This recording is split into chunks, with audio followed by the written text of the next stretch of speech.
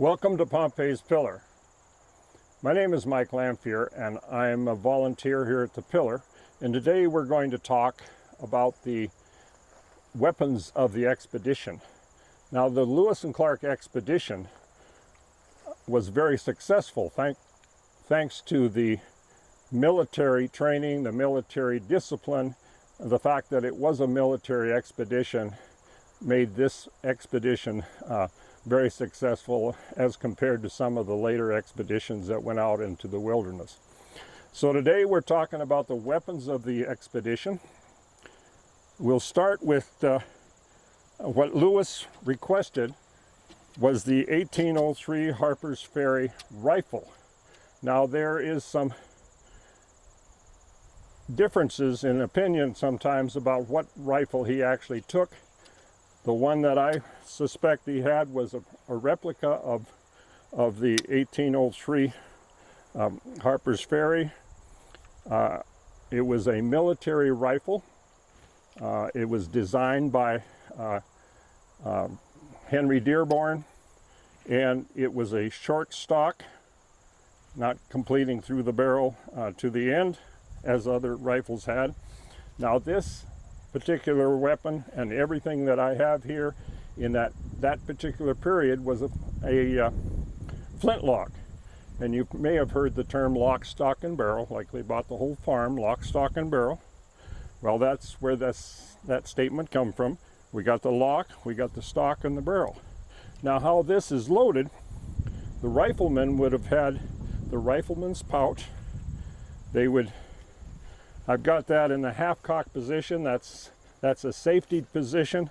You never want to go off half-cocked, right? That was another term that was we generated from this period. So, how this was loaded is they would measure powder from their powder horn and pour it down the barrel. Everything had to be measured.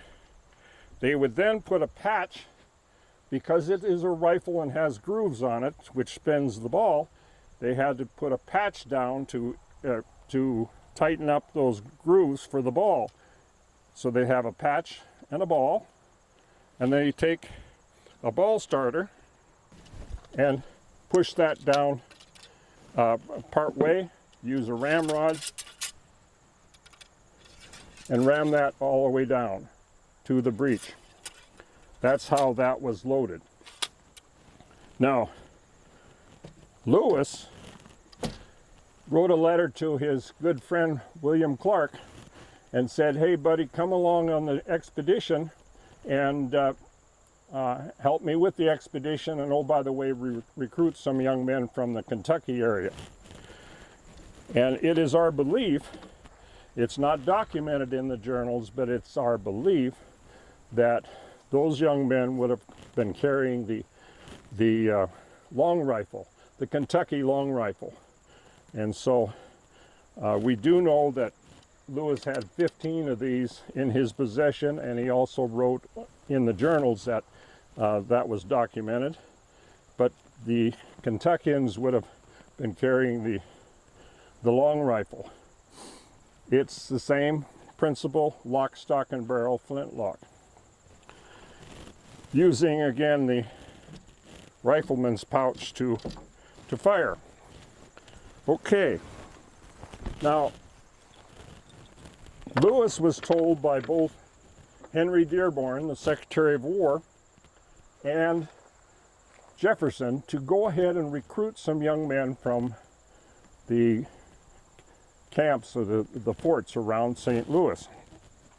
And so those young men would have been carrying the Charleville Musket.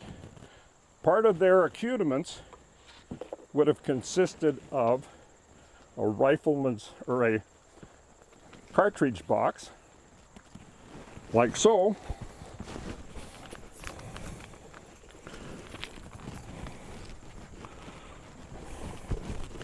and on their left side, a scabbard with a bayonet. And they did take these on the expedition. because when you are issued equipment from the military, you want to return it and you carry on with that equipment. Now the Charleville Musket, it goes back to the Revolutionary War. It's a French design, and the French gave us the design for this during the Revolutionary War in 1779. And so it's a 69 caliber, same principle, lock, stock, and barrel. And the way this is loaded and the way they were trained us to fight during the Revolutionary War was they would line up a rank and file of men and commanded by a captain or a lieutenant who would be carrying his sword.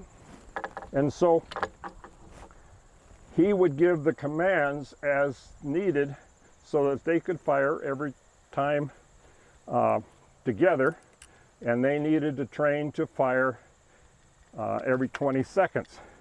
So how this is loaded is by a cartridge. Rather than the powder and the patch and the ball, it was much faster to load a smooth bore, not a rifle. By the way, those rifles are good for, very accurate at about 100 yards, depending on the shooter, whereas this musket was only accurate to about 50 yards. But the idea was to throw a lot of lead out there in at the enemy coming. So the command would be handle rifle, handle flintlock, handle cartridge. Now they had to get into this cartridge. The cartridge would have the powder and the ball. By the way, that was a 69 caliber ball. It was lots of lead. And so they needed to get into this cartridge. Those young soldiers had to have two good teeth, one top and bottom, so that they could get rid of their top of their cartridge. Now the next command would be prime. They put a little powder in that prime. I'm going to prime just before I'm ready to shoot, so I'm going to change up that particular loading process momentarily. And the next command is charge with cartridge. Now, because there's no ball in here, we don't shoot a ball here at the monument, and I do not want this cartridge laying out here in the weeds and smoldering. I don't believe the management would appreciate that. The next command is handle ramrod. Remember, this was all done in 20 seconds. This old man can't do it quite that fast. Okay, so I'm going to set this back here. We've got powder down the barrel. And because I need to protect my hearing so I can listen to my wife of 56 years, I will put my earplugs in.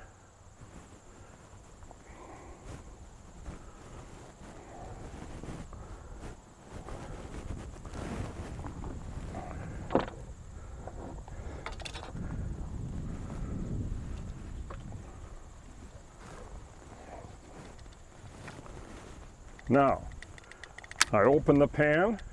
Remember, we got powder down the barrel. I'm going to clean the touch hole out just to make sure that I can get fire to the barrel.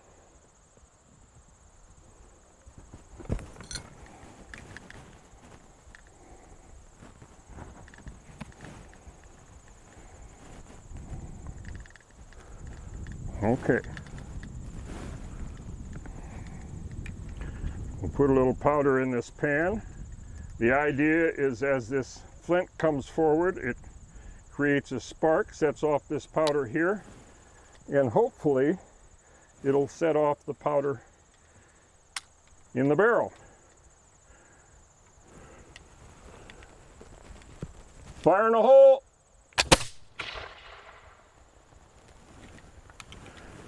So I may have shot the bear. So, okay. Now, after they'd fired a few rounds, the next command from this captain would be fix bayonets. So they would grab their bayonets and fix that bayonet so that they were prepared for a bayonet charge. Now when the captain says charge with bayonets, he's got to have more than just that sword, because that sword puts him at a very great disadvantage when somebody's coming at him with a musket with a bayonet. The officers, the young officers, were all issued the French Pontoon. It's just a little bit taller than, a little bit longer than the Charleville Musket with the bayonet. Now we do know that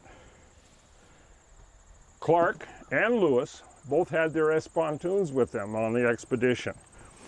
Oftentimes, Lewis would need to dig up flowers and other plant life. He was told by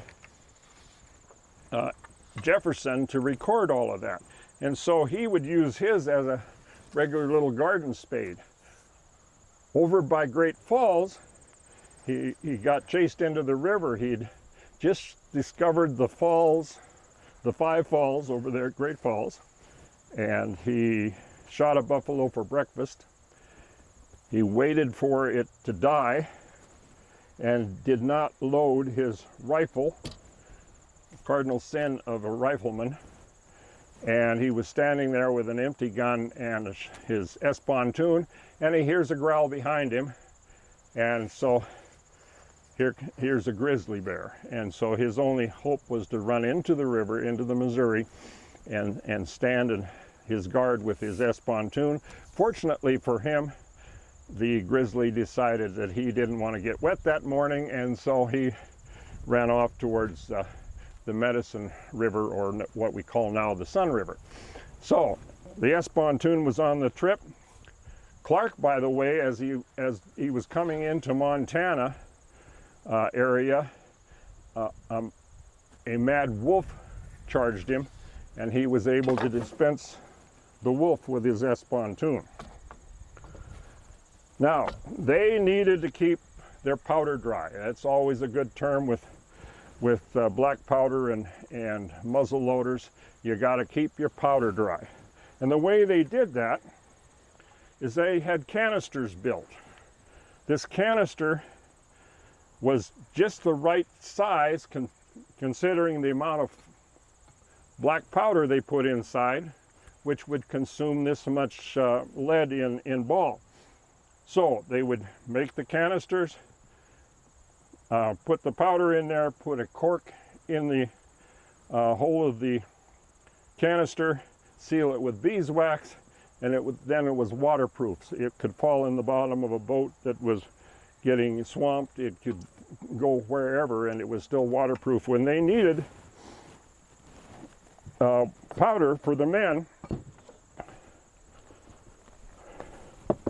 they would take a knife, carve out that cork, distribute the powder to the men with the powder horns, or to people that were making cartridges, and then they could chop up this container, this empty container, with their axe. Now, lead is very pliable. It actually melts at about 360 degrees. So they'd put that in a long-handled ladle and heat it over the fire. If they'd only used about 4 or 5 shots that day, that's all the ball that they would have to make. And then they'd pour that up into a bullet or a ball mold, let it cool, and then they would have a ball, and they could sit there at night and make the number of ball that they needed. So yeah, that will go to a liquid at 360 degrees, so it's it will melt fairly quickly. So we do know that both captains did have pistols with them. This happens to be a replica of the horse pistol, same firing mechanism, lock, stock, and barrel. This is a 69 caliber, similar to the Charleville Musket. In other words, it carries this big ball. We do believe that Lewis had two of these, the horse pistols they called them. They were handy on when they were riding a horse. So the 69 caliber. And we do believe that Clark had a pistol also. Smaller caliber. This one happens to be a 45 caliber.